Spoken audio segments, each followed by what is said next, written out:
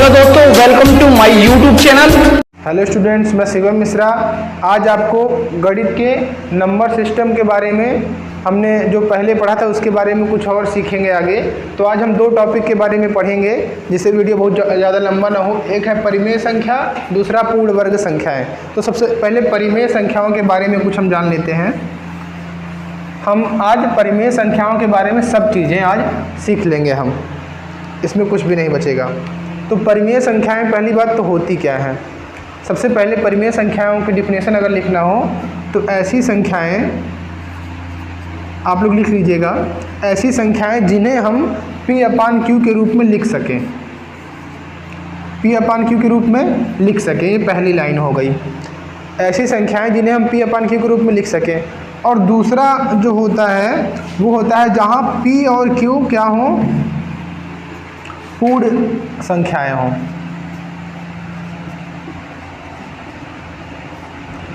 और तीसरा जो होता है रिक्वायरमेंट वो होता है कि Q is not equal to 0।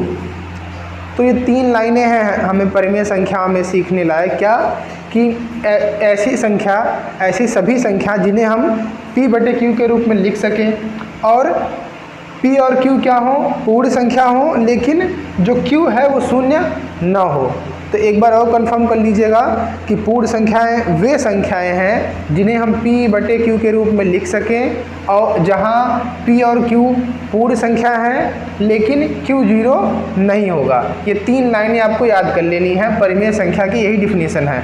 तो पूर्ण संख्या क्या होती है, 0, 1, 2, 3, 4, ये पूर्ण संख्याएं हैं। तो अगर नीचे हम 0 क्यों नहीं, Q इक्वल टू 0 क्यों नहीं लेते, इसको समझते हैं। जैसे मान लो 5/0 लिखे हम, तो अब 5 में शून्य का भाग देंगे तो कितना आएगा, शून्य कम शून्य, शून्य दूनी शून्य, कितनी बार भी मल्टीप्लाई करेंगे 5 आएगा ही नहीं। इसका मतलब इसका वैल्यू क्या आ जाएगा, इनफाइनाइट।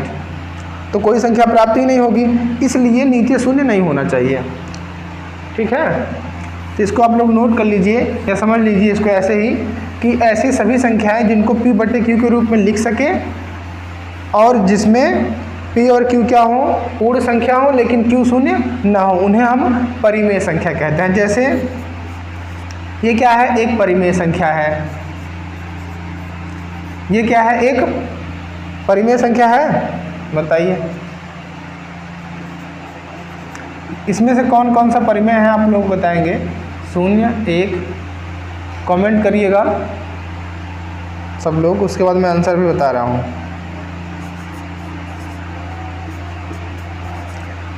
मान लो उसके बाद में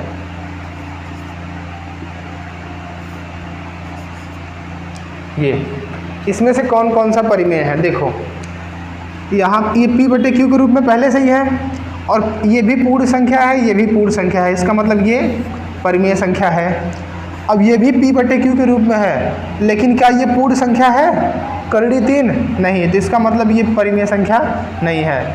ये भी P/Q के रूप में है और यहाँ P भी परिमेय, ये P है, ये Q है, तो ये भी एक पूर्ण संख्या है, ये भी एक पूर्ण संख्या है, इसका मतलब ये भी परिमेय है। अब देखो हम 0 को हम 0/1 लिख सकते हैं कि नहीं, तो ये P हो गया, ये Q हो गया। और देखो 0 भी पूर्ण संख्या है, 1 भी पूर्ण संख्या है, तो ये भी एक परिमेय संख्या है। इस तरीके से ये भी एक परिमेय संख्या है, ये भी है, ये भी है और यह भी है। तो आप लोग कहेंगे एक ये तो पूर्ण संख्या में आता ही नहीं है, लेकिन इसको हम कैसे लिख सकते हैं कि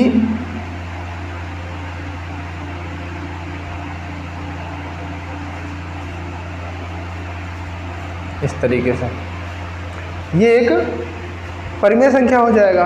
ठीक,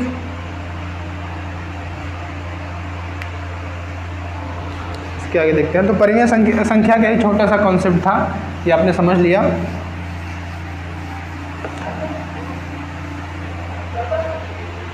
अब हम अगला कॉन्सेप्ट सीखते हैं जो सबसे जरूरी, जो मुझे बताना था, पूर्ण संख्याएं, पूर्ण वर्ग संख्याएं, सॉरी, पूर्ण वर्ग संख्याएं क्या होती हैं।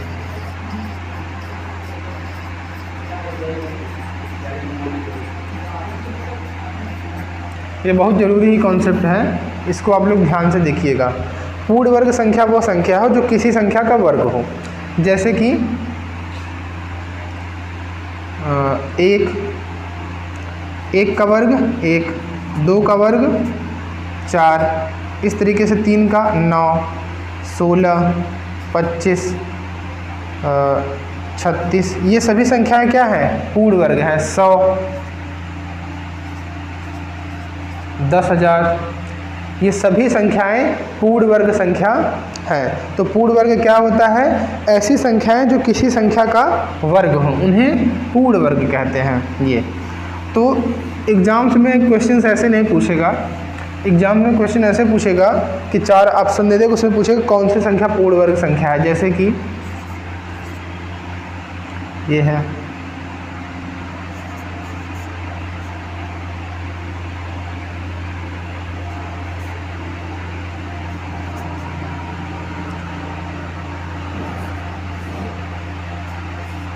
ये पूछ ले जैसे इसमें से कौन सी संख्या पूर्ण वर्ग संख्या है। तो अब इसका तो सभी का वर्गमूल निकाल के हम चेक करें, लेकिन आपको मैं कुछ कॉन्सेप्ट बताऊंगा, थोड़ी क्लास लंबी हो जाएगी इसलिए आज थोड़ा सा एक ट्रिक आपको बता देता हूँ। किसी भी पूर्ण वर्ग संख्या के लास्ट में, जैसे कि 2 शून्य का वर्ग करेंगे तो 0, 1 का 1, 2 का वर्ग करेंगे तो 4, 3 का 9, 4 का 16, 5 का 25, 6 का 36, इसी तरीके से 7 का 49, 8 का 64, 9 का 81, 10 का 100।